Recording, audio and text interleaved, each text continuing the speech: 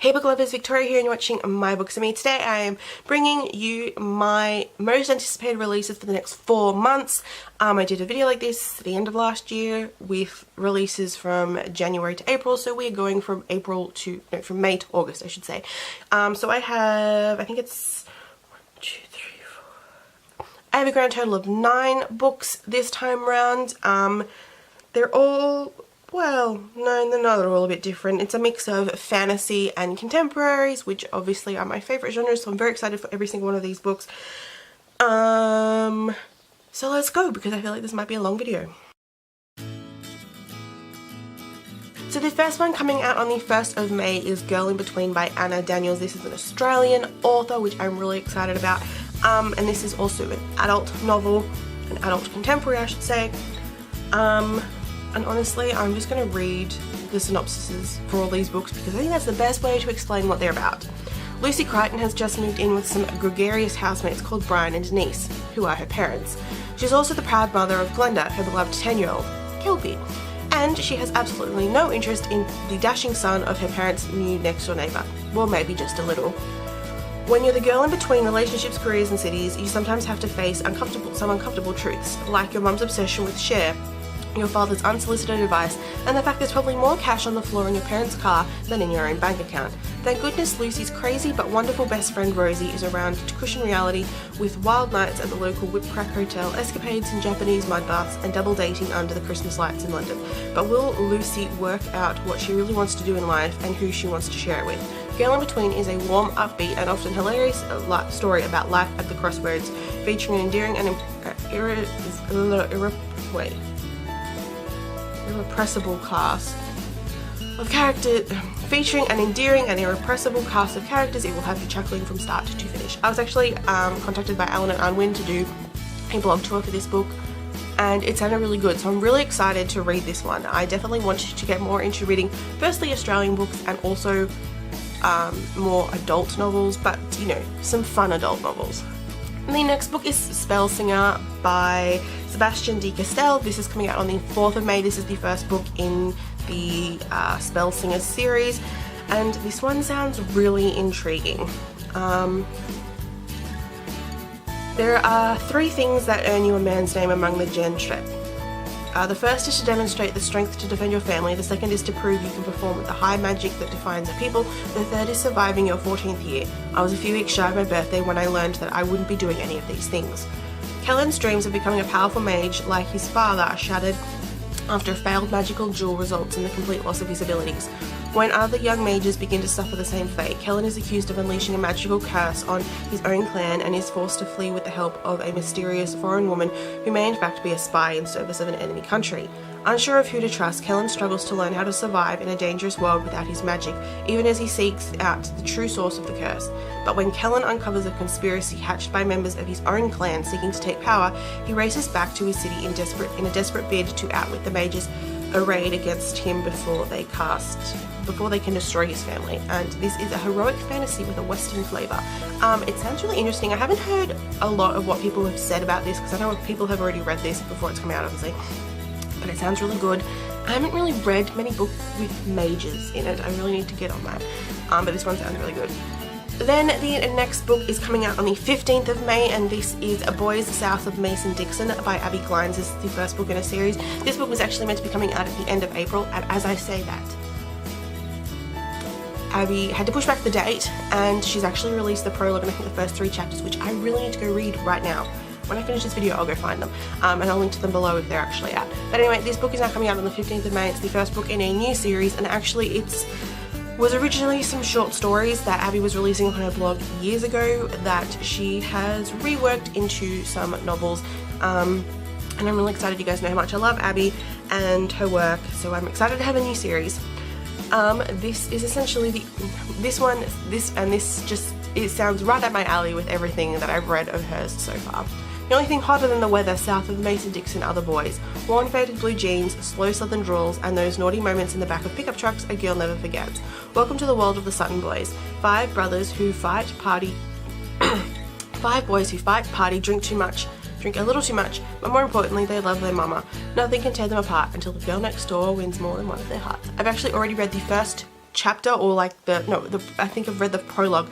Abby released it back when she announced this book, and it sounded really good, so I'm really excited for this book, and I've actually got it pre-ordered, and the moment that it is downloaded onto my iPad I will be reading it. The next book is House of Furies by Madeline Rowe. This is coming out on the 30th of May, and it is the first book in the House of Furies series, and this one sounds super fun and super creepy, and very similar to Asylum from what I've read so far.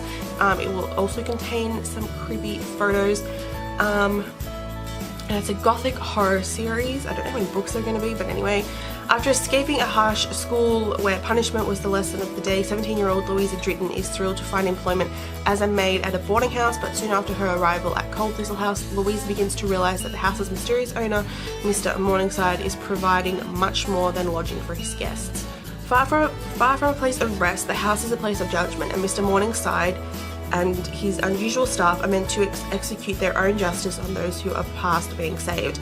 Louisa begins to fear for a young man named Lee, who is not like the other guests. He's charismatic and kind, and Louisa knows that it may be up to her to save him from an untimely judgment. But in this house of distortions and lies, how can Louisa be sure whom to trust? Featuring stunning interior illustrations from artist Iris Compete, plus photo collages that bring Cold Thistle House to life. House of Furies invites readers into a world where the line between monsters and men is ghostly thin. So I'm really excited. I really enjoyed Asylum. I really need to finish that series, by the way, but this one sounds really cool, and it's going to be a series, so that is even better. The next book is coming out on the 1st of June, and that is A Spell Book of the Lost and Found by Maura Fowley-Doyle. This one sounds really interesting. Maura Fowley-Doyle wrote The Accident Season, and I really enjoyed that book, so I'm really intrigued to see what this new one's going to be about. And this is a standalone. One stormy Irish summer night, Olive and her best friend Rose begin to lose things. It starts with simple things like hair clips and jewelry, but soon it's clear that Rose has lost something much bigger, something she won't talk about, and Olive thinks her best friend is slipping away. Then seductive diary pages written by a girl named Laurel begin to appear all over town, and Olive meets three mysterious strangers, Ivy, Hazel and her twin brother Rowan, secretly squatting in an abandoned housing estate. The trio are wild and alluring, but they seem lost too, and, like Rose, they are holding tight to painful secrets. When they discover the spell book, it changes everything. Damp, tattered and ancient, it's full of hand-inked charms to conjure back things that have been lost, and it just might be their chance to find what they each need to set everything back to rights, unless it's leading them towards things that were never meant to be found. It sounds really intriguing, and I really, as I said, I really liked The Accident Season, so I'm really intrigued to see, how this one fares. This book I think is a really highly anticipated book here within the booktube community, and that is Because You Love to Hate Me, 13 Tales of Villainy by a whole bunch of amazing YA authors and with a whole bunch of amazing booktubers. So I'll just read out. So, author-wise, we have Renee Adair, Ameri, Soman Chainani, I'm sorry if I say any of these names wrong, Susan Dennard, Sarah Annie, Marissa Meyer, Cindy Pond, Victoria Schwab, Samantha Shannon, Adam Silvera, Andrew Smith, and April Genevieve Tollock, and Nicola Yoon. Partnered up with the following booktubers. We have Ben from Benjamin of Tome, Sasha from A Book Utopia, Whitney from Witty Novels, Tina Burke from Christina Reed's YA blog and the Lushables, Kat from Little Book Owl, Jessie from Jessie the Reader, Zoe from Read by Zoe, Sam from Thoughts on Tomes, Sophia Lee from The Book Basement, Raylene from Padfoot and Prongs 07, Reagan from Peruse Project, Christine from Polar Banana Books, and Steph Sinclair and Kat Kennedy from Cuddly Blogger and the blog and channel. So essentially this is 13 short stories about villains, and it sounds really cool. I'm really excited, especially because, there are these 13 booktubers who, well, most of them I follow, some of them I don't, I will have to now. But there are, these 13 booktubers that I'm sure we all love and watch, so I'm really excited to read this book. And some of those authors are ones that I've either heard a lot of great things about or I've read, and I'm sure the rest are pretty amazing too.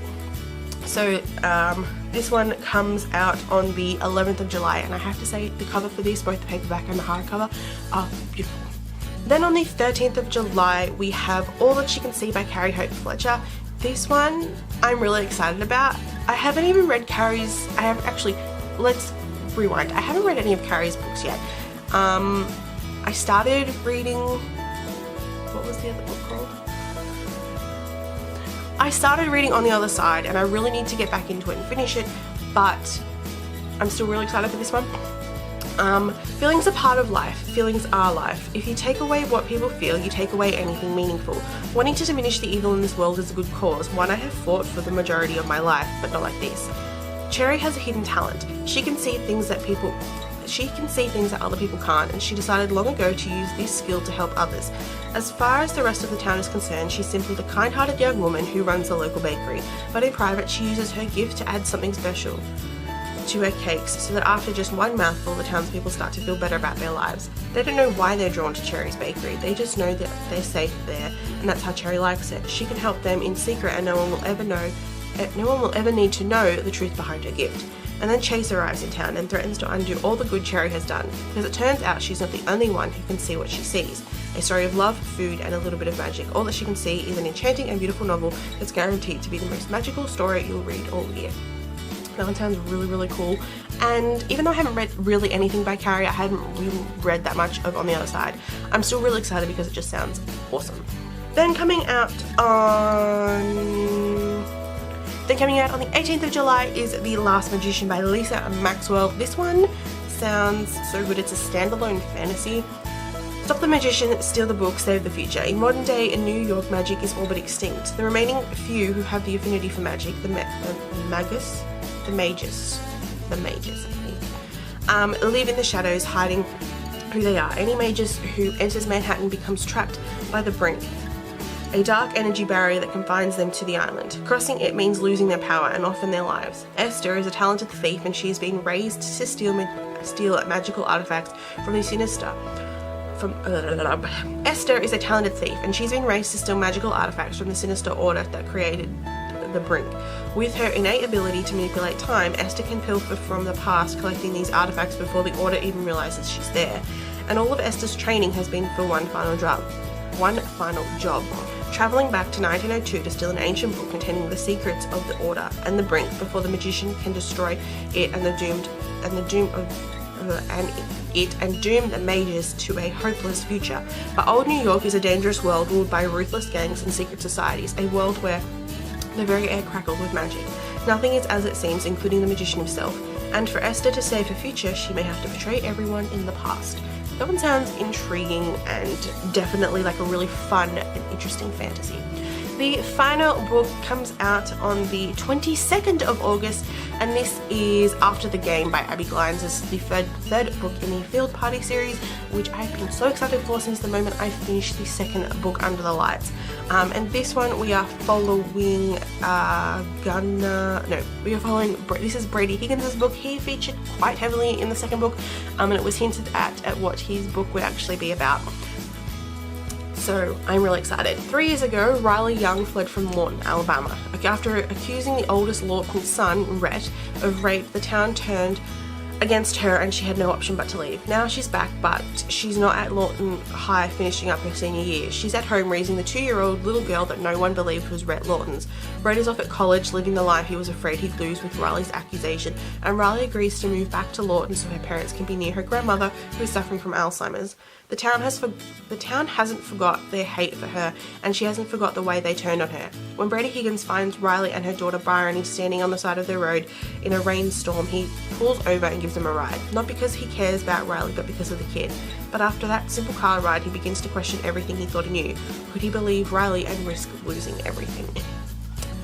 And we got to see a little bit of Riley in the previous book and sort of a bit about Brady and her, which I was really intrigued about, so I'm really excited for this one. Just give me anything written by Abby and I will consume it. I'm very excited for this one.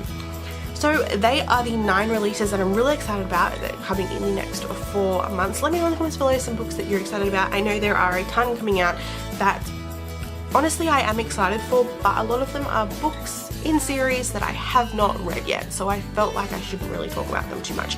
So let me know in the comments below some of the books that you're excited about that are being released, and I will probably end up adding them to my TBR.